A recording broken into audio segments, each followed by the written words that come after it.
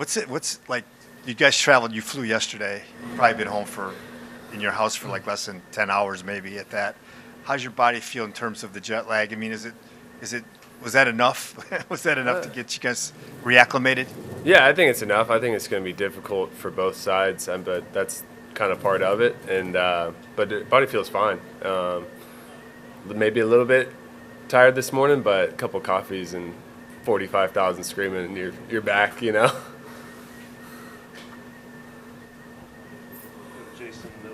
Hey, Tork.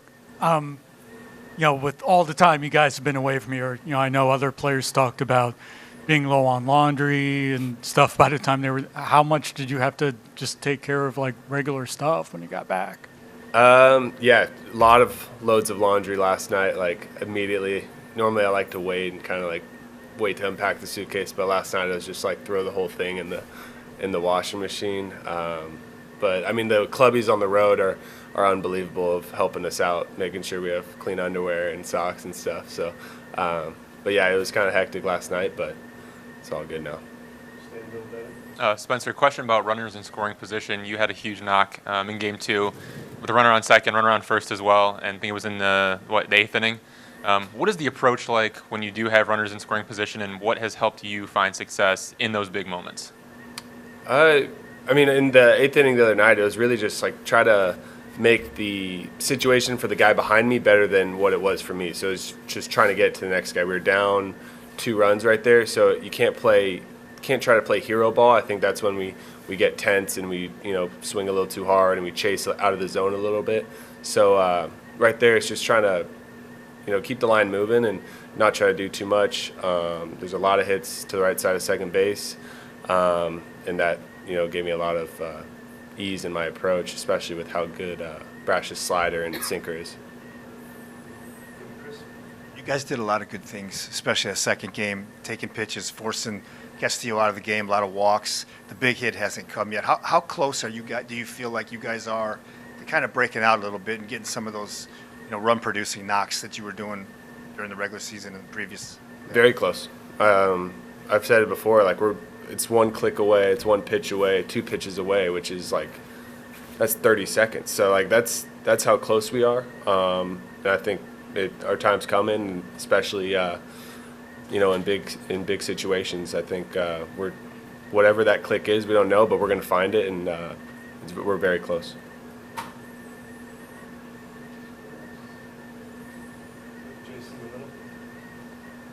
Feels like this postseason you've had a lot of tricky hops that you've been able to handle. You've also dug a fair amount of throws out of the dirt. How much does working on both of them kind of intertwine? Is working on one kind of help you with the other in terms of either reading balls or just knowing how to approach them aggressively? Maybe. Preparation's huge for me, and I think Joey Corey is an unbelievable coach to have in preparation. He's not afraid to have early work every single day, and most of us are happy to do that. And I just like to be prepared, and the work we do every single day, we work on scoops every day, we take ground balls every day, and we take those as serious as possible to make it as in-game like as possible, and I think that's been the key for me.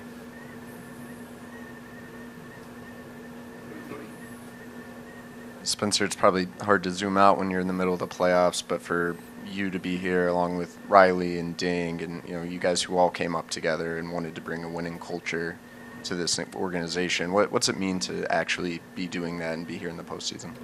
Yeah, it's pretty special, and you're right. It's hard to kind of see that in the middle of a playoff run right now, but it's been unbelievable, and to share this with all the guys that we've come up with and grinded some tough times, some great times together with. It's what makes it all worth it, and just to kind of, we said we wanted to bring a winning culture, and to be a part of that is it's awesome. Spencer, there are some people who will say come postseason time that you want to be playing well going into the postseason and have momentum. Then there are other people who will say it doesn't matter, it's a fresh season, it's nothing when you get in, right? From a guy who's lived through it now and had to go through the wild card to get to the DS, can you explain what kind of your feeling was, your mindset after the season, the regular season maybe didn't end the way that you guys wanted, but you got in and now here you've advanced? I mean, whoever says whatever, I mean, it kind of depends on what position they're in, you know? So we weren't playing the best coming in, and so we're going to say, it's a clean slate. And if we were smoking hot, we'd say, you want to be smoking hot heading into the postseason. I don't think it truly matters. The only thing that matters is everyone has the same record and everyone has an equal seat at the table. And that's the mindset we took into it. And, I think it's the right mindset to have. Everyone has an equal opportunity to win. Cody? Did any good come out of September and the struggles you guys went through there at the end? Definitely. I think there's always something to learn from. But there's also a lot to take in the previous 5 months of us playing. There was a lot of good, a lot more good than bad. So we can learn from some of the bad, but we don't want to put a microscope on it. We try to put a microscope on all the great things that we accomplished, and I think that's what we've done a great job of handling, is knowing our identity isn't the way we played a lot of the games in September. It's the way we played for 90% of the season, and taking that confidence with us into October has been key. Back to the at-bat with Brash the other night. First of all, can you explain how, if at all, his slider looks different than a typical right-handed slider? And second of all, were you surprised that it wasn't a slider that you got for the final pitch? Yeah, it's probably one of the better sliders I've ever seen. I mean, he rips that thing. And I don't know what pitch of the at-bat I got my hit on, but every pitch before that was a slider. So I was a little kind of slowed down, you'd say. I'm never, 99% of the time, I'm not getting off of the fastball. And I wasn't trying to be off the fastball, but I think just my timing was a little late to where I caught it a little deep. But that definitely helped out in that scenario. But I wasn't expecting a slider, but he gave me 4 good looks at it. And so to where I had pretty good confidence that I could see everything.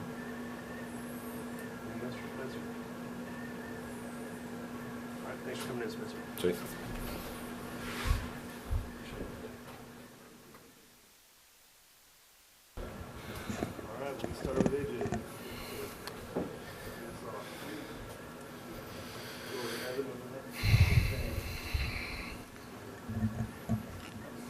AJ, do you have a weather report for us, and what do you think about getting this in on time?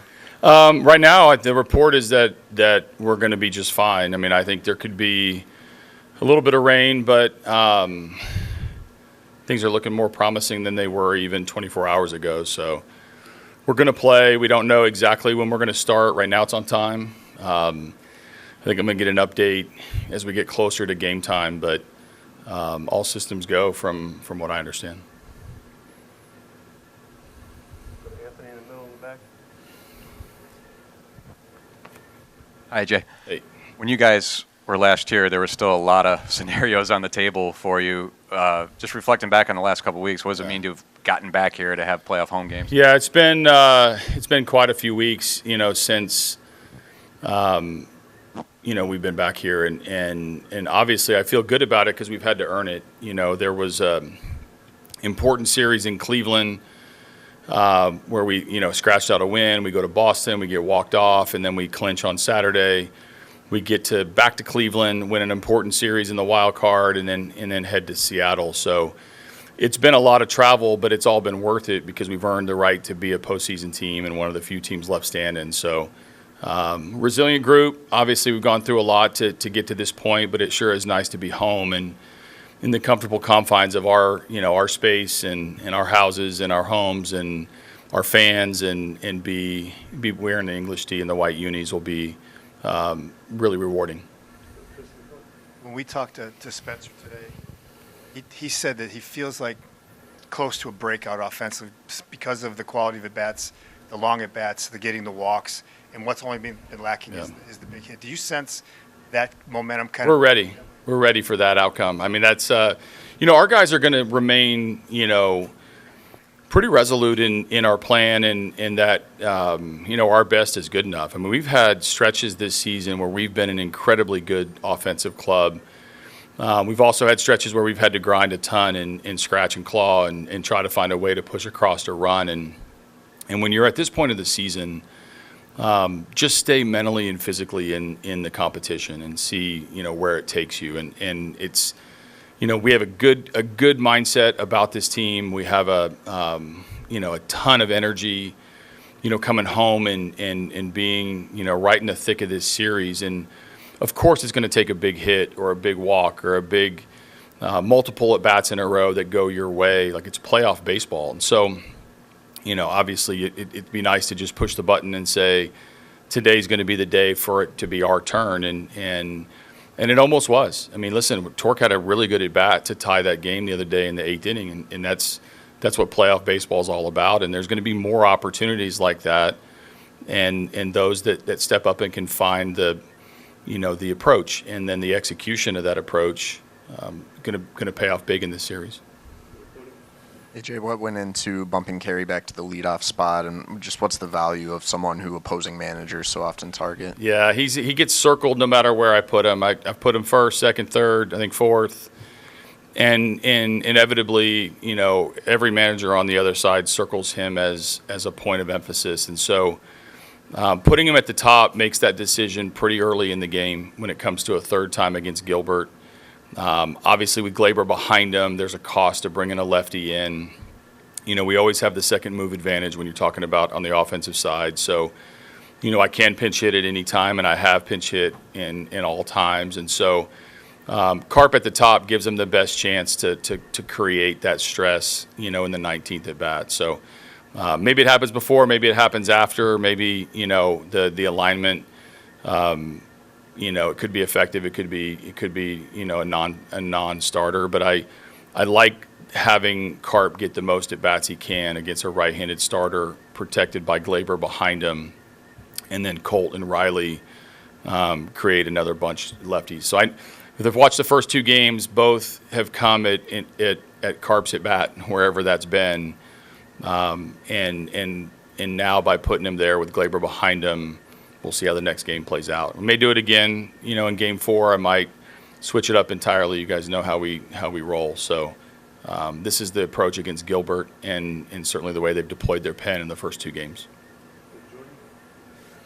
AJ, you mentioned, being willing to move the line around. Glaber has remained in the 2 spot the whole time. His production really fell off in the second half after a big first half. What have you seen from him lately? What does it look like when he's going good, and where is he at right now? Yeah, no, he has gone through it a little bit, but it's funny. There are hitters when they go through tough stretches where you feel like they need a day, or you feel like they need less pressure, or they need to be moved around. And with Glaber, I never get that feeling because he's in control of his at bats. They're generally pretty long. Part of walking a lot means you're going to bring in the strikeout a little bit more against a high strikeout staff.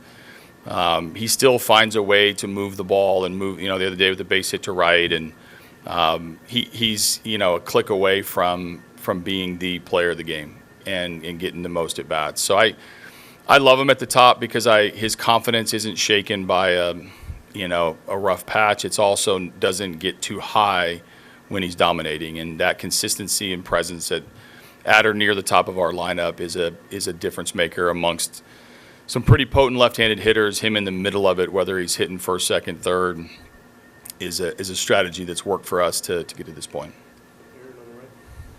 AJ, you've managed so many games in your career in October. Can you describe the differences between managing in the playoffs and managing in the regular season? I think the biggest thing that stands out is just the urgency and the emotional roller coaster that you and your guys go through, because of the importance of every single thing that happens. And when I say every single thing, I don't just mean at bat to at bat. I mean pitch by pitch and situation by situation. A wild pitch, a ball one can make you feel more anxious in the playoffs than it does in the middle of the season. And so, keeping a clear head and a calm heartbeat and a sticking to your plan is critical, whether you're a player, a manager, coach, whatever. So there's nothing like the urgency that comes with playoff baseball. And I see, listen, I watch every playoff game that I can that's not played at the same time as ours. And I feel the manager's pain and their joy with what goes on game by game, because it matters so much to every single person in the organization. When you're in October and you're one of the special teams that's earned the right to advance. So you feel the weight of that, and also you're hungry for that opportunity to make decisions, good and bad. The other night, you got a big wild pitch off of Vargas. He spiked the next fastball like 100 miles an hour, and Raleigh was able to block it. I'm just wondering, as a former catcher, these guys now, these relievers are all max effort. How difficult is it to block balls now when these guys are throwing with such velocity and such stuff? It's easier when you're Cal, because he's a big physical dude. It's harder when you're small. But I think the anticipation is really the most impressive thing. And I spoke earlier this series about how the managers know their teams the best. I think within that, the catchers know their pitchers the best, and that helps that anticipation. And again, guys are all in. They're willing to do anything to put their body in harm's way.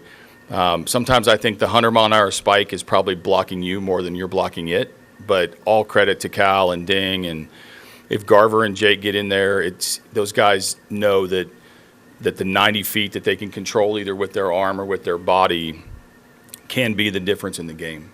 And that's why hats off to all catchers, former and current. All right, you got it.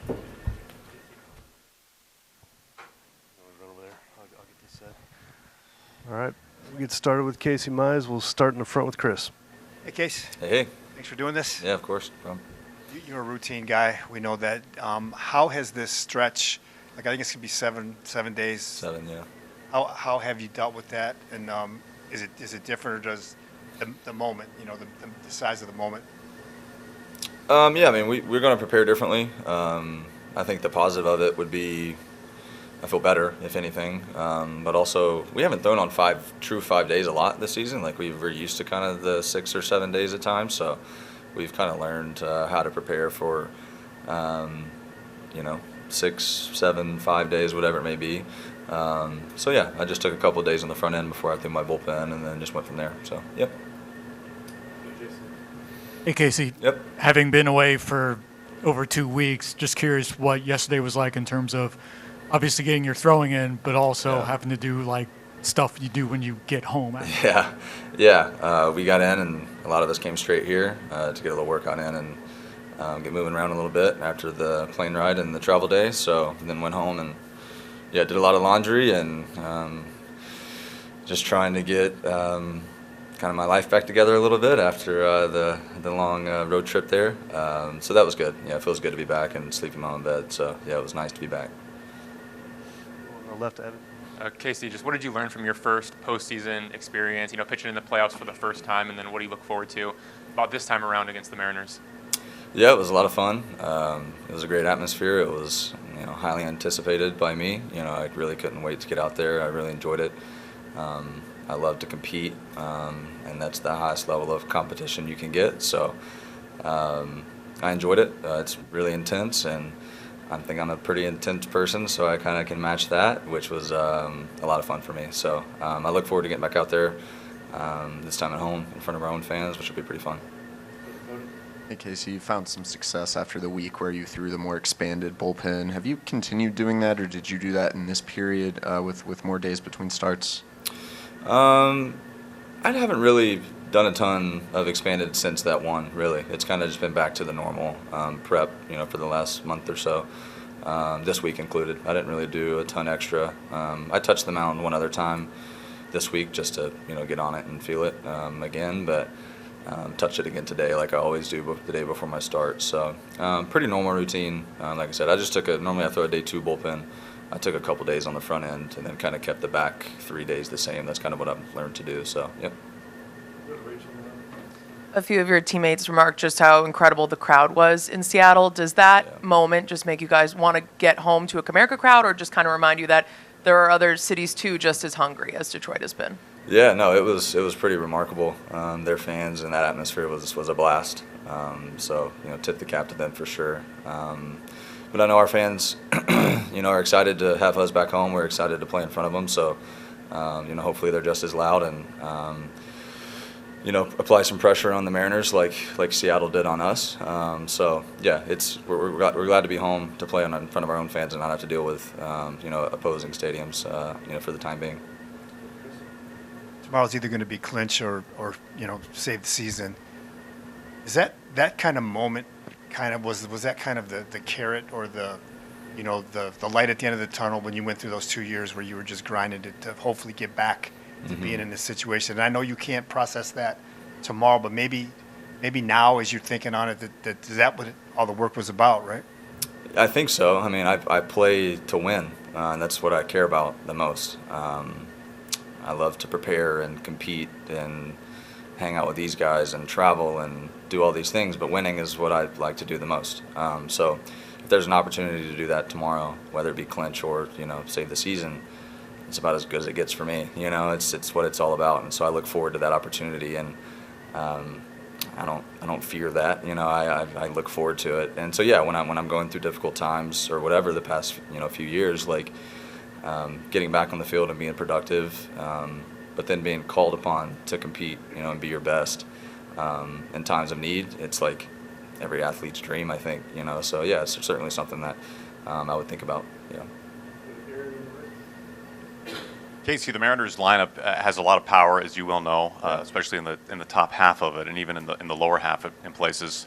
Yeah. When you prepare to face a team like the Mariners in the postseason, where we all know how important home runs can be to deciding the game, is that something that impacts how you game plan for a team, or do you take the approach of you're going to do your thing and they'll do theirs and match your best versus their best? How do you approach that? Yeah, most of it is going to be my best, but you certainly have to respect the lineup. When I view lineups throughout the season, especially in the postseason, it'll be amplified. But I know, okay, these guys can slug, these guys can't. So I think that can affect some decisions of, I'm not just going to groove in a first pitch to get ahead in the count. It's like, it's not just, oh, let's get ahead. They might do damage then. So you need to be a little bit more calculated and more focused with every pitch because, especially if they're up swinging early. But yeah, I always have in mind, what guys can slug, what can't. A lot of these guys can. So yeah, I'll have to be pretty sharp, for sure, like all of us have to be. But yeah, I think it changes the mindset a little bit. But for the most part, I'm going to do my thing. I'm always trying to, stay on the corners and be below the zone and above it, not in the heart of it. But with lineups that can do damage, you have to be a little bit more aware of that 100%. Just to build on going from your first playoff experience to now your second playoff experience, and you mentioned the first one being so highly anticipated for you, is it the same internally or is it different internally for you going into this one because you now already have one under your belt? No, I think experience helps. I think now I have that. I've pitched in the postseason. And so I think it's, still anticipated, and I really look forward to it. But it's, now it's just about the scoreboard. So it's and it was, in Cleveland as well. But now for me, it's less of an unknown. Like I've experienced that, I've done it. So yeah, it's it's the same game, but now I have a little bit of experience doing it. Hey, Casey, how are you feeling about where your splitter is at right now and what kind of it's become for you after it was such a predominant pitch for you earlier in your career? Obviously, your repertoire has expanded since then, but how are you feeling about that pitch right now? I feel really good. From a run value standpoint, the split has kind of not graded out well this year, just because I've given up some slug on it for sure. But I think if you ask these guys who have watched me pitch all year, what would I be without that pitch? Probably not as good as I've been, right? It's just a staple of what I do. So, yeah, it's frustrating when I, get beat with that pitch, but also, it's kind of my thing, So, it's it's been a game changer for me, especially the left-handed hitters. I think a lot of guys struggle, reverse split wise, or splits wise. So, it's kind of helped me neutralize a left-handed heavy lineup, and actually the righties is something I've been having to kind of focus on the last year and a half of trying to be better against the right-handed hitters. So split's an important pitch for me, always has been, always will be, and I feel much better about it now than I did a year ago. So yeah. kind of related to that, but when you add in the adrenaline that you talked about with pitching in the postseason, knowing how your stuff plays, do you have to regulate that adrenaline at all? Because we've seen your splitter at different ranges, velocity-wise. Obviously, your slider can play different ways. Do you have to kind of put yourself in a certain zone to make sure that adrenaline works for you instead of against you? I think the adrenaline can affect my velocity in positive ways, and I won't regulate that. I'll let that go. But I don't want it to mess with how I'm moving at all. If I get too quick or too slow or trying to do too much, then it becomes a problem. But if I'm moving the way I want and the ball comes out better because of adrenaline, I'm gonna let that ride. I'm not gonna try to shut that down now. All right, thanks.